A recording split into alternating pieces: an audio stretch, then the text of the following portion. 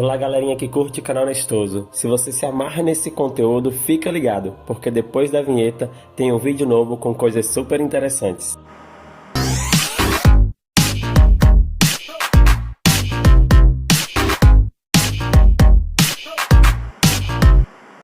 Para aqueles que não sabem ou não lembram, esta série de criaturas pré-históricas é dedicada ao Gu, um amigo meu aqui do YouTube que faz vídeos sobre dinos, outras criaturas pré-históricas com gameplays, informações, coisas bem legais. Então passa lá, se inscreve no canal do Gu, ajuda ele na realização do próprio sonho e agora vamos conhecer mais sobre a nossa criatura de hoje.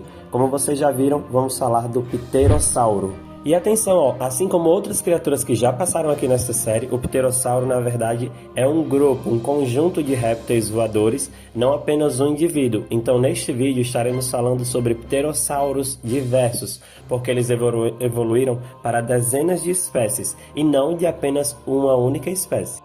Bem, o pterossauro era um parente próximo do dinossauro, digamos um primo. Eles eram répteis voadores e foram os primeiros animais de coluna vertebral a voar por conta própria. Do grego, o seu nome pterossauro significa lagarto alado. Alguns deles tinham mandíbulas longas e delgadas, outros tinham cristas elaboradas na cabeça ou até dentes especializados. Eles evoluíram para dezenas de espécies e podiam ser tão grandes quanto um avião caça ou tão pequenos quanto um avião de papel.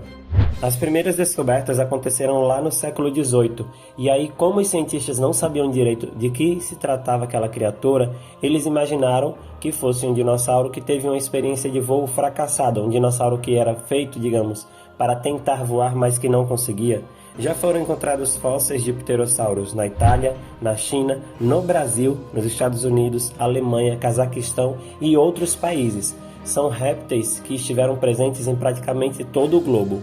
Eles surgiram durante o período Triássico, passando pelo Jurássico e também pelo Cretáceo, né? Essas eras todas aí.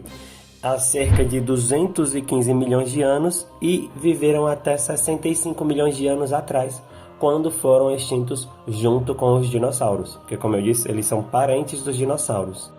Aí aqui vai a nossa primeira curiosidade. Os menores fósseis já encontrados lá na China apresentam pterossauros de cerca de 25 centímetros de comprimento, bem pequenininhos. Já os maiores vestígios foram encontrados nos Estados Unidos, de um pterossauro que teria cerca de 12 metros de envergadura, ou seja, de uma ponta da asa até a outra. Isso é muito grande.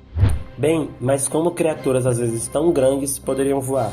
O segredo está na constituição, do corpo dos pterossauros. Eles tinham ossos que eram ocos e com paredes bem finas, no entanto, que eram bem resistentes por terem reforços internos. As suas membranas nas asas, feitas de pele, eram bem irrigadas e eles tinham já uma constituição óssea e corporal, inclusive muscular, para que eles pudessem bater asas, como os pássaros, como os morcegos, e assim eles conseguiam manter-se voando.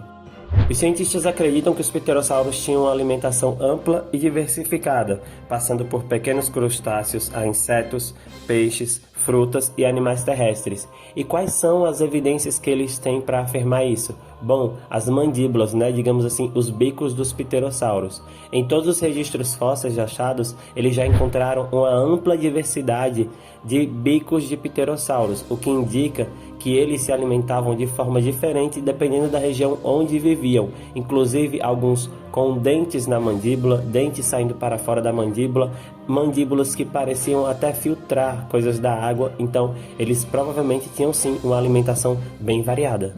Algo que os cientistas se enganaram, e na verdade eles tinham até dúvida, era sobre a reprodução desses animais. Pensaram até que eles chegavam a dar luz a filhotes vivos, mas tudo mudou quando em 2004 eles encontraram ovos fossilizados na China e na Argentina, ovos de pterossauros, indicando que sim, essas espécies colocavam ovos. E tudo isso foi confirmado lá em 2009, quando um fóssil foi encontrado de um pterossauro com um ovo dentro do corpo desse pterossauro. Então sim, esses eram animais que nasciam de ovos e provavelmente já nasciam prontos para o voo. Bom, agora eu vou pedir para você deixar o seu like. Se você está gostando desse conteúdo, compartilha com outras pessoas. Essa é uma série que tem pouca visualização ainda aqui no canal, mas eu espero que ela consiga crescer bastante. Se você está chegando hoje, se inscreve, ativa o sininho, comenta aí embaixo qual o próximo dino ou criatura pré-histórica que você quer ver aqui, porque nós vamos ter ainda muitas oportunidades para conhecer muitas criaturas. Agora, me acompanha nas curiosidades sobre os pterossauros.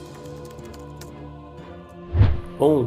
Os registros fósseis dessas criaturas geralmente são bem incompletos. Se acham pedaços, se acham partes, porque os ossos desses répteis voadores, como eu já falei, eram frágeis, eram adaptados para o voo e por isso eram ocos. Então o processo de fossilização muitas vezes destruiu ossos de pterossauros. Além do fato de que poucos desses répteis viviam nos locais onde a maioria dos fósseis tendem a se formar.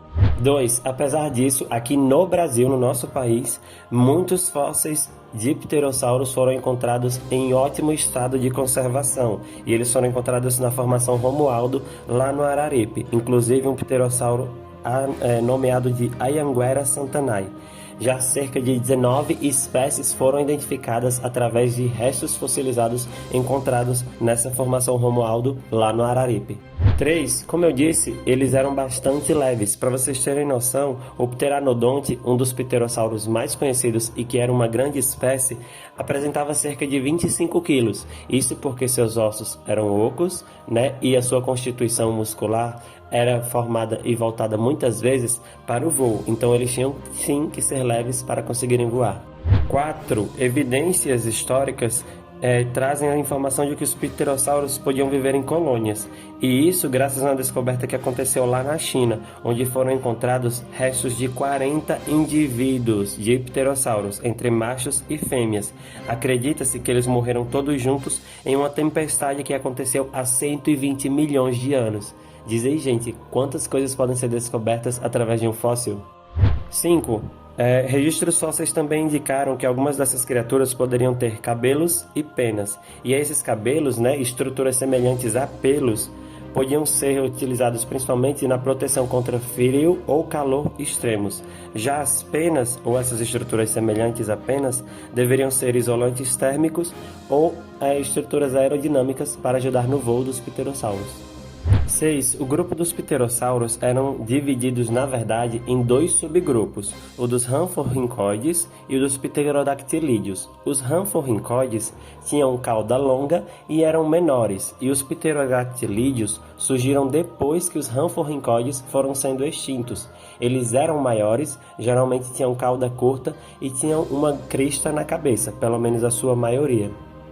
7. Como eu disse, esse grupo era muito grande e para vocês terem noção, já foram nomeadas mais de 120 espécies de pterossauros.